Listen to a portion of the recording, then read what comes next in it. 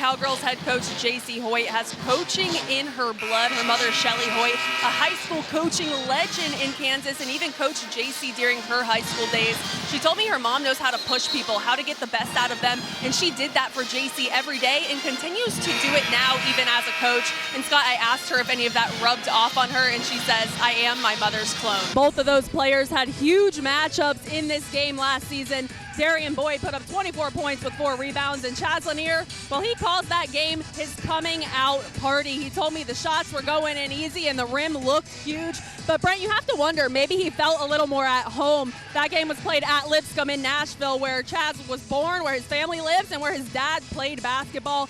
And he told me with that, there's always a bit more tension in this matchup, but he did assure me, although Dad is a Bison, he's rooting for the Ospreys tonight. Coach, a near half-court buzzer beater shot from Jalen Smith. Do you guys practice that? All the time, yep. And I've heard the word pace come from your bench quite a bit. How did you guys use that pace in the first half to your benefit? Yeah, we're always a little bit better when we can play with pace. You know, obviously, I think any defense, if they have time to get set, they play a little bit better. When you're kind of moving around, you probably get more opportunities. You're able to limit UNF's 3 in that first half. Describe the defense you saw from the Dolphins. I think our guys did a great job communicating, have a sense of urgency on closeouts, and so we're trying to stick to the game plan. As you guys know, they're such a dangerous team.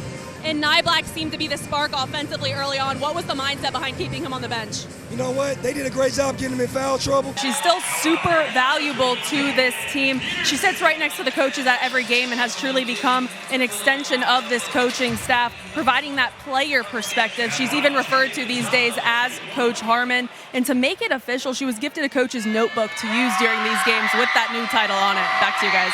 Jabin Bates was a late addition to this roster. In fact, his recruitment came down to the final 24 hours when head coach Joe Mercadante got the coaching job at UNF. He thought he was set on catchers. That is until injury struck and he found himself without a number 1 behind the plate. He told me he knew who Jabin was. He knew what kind of player he could be, and he decided to add him to this roster. So within 24 hours, he reached out to Jabin. Jabin talked with the coaching staff and made the decision to move to Jacksonville. Jabin told me having a coach who believes in him is awesome. And because Coach Merck was a catcher himself, he says he's grown tremendously in his role behind the plate. He made his season debut on Thursday after 10 months off and an ACL surgery, and he told me it felt fantastic. The plan is to keep him on a 12-minute play restriction for the next week or so as he works back up to full strength.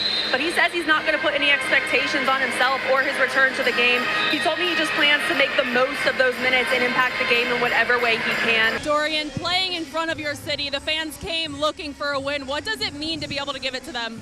An 11 for 13 tonight. Describe the way you were feeling and the way you were playing on the court. Last time out, this defense got a little bit sloppy. What do you need from them right now? Well, we got sloppy. We had a 2-base error and then a wild pitch that kind of got their inning started. But what do you like about this offense? Well, I keep taking the offense. We'll take that. Maybe some wind-aided balls, so we'll take it.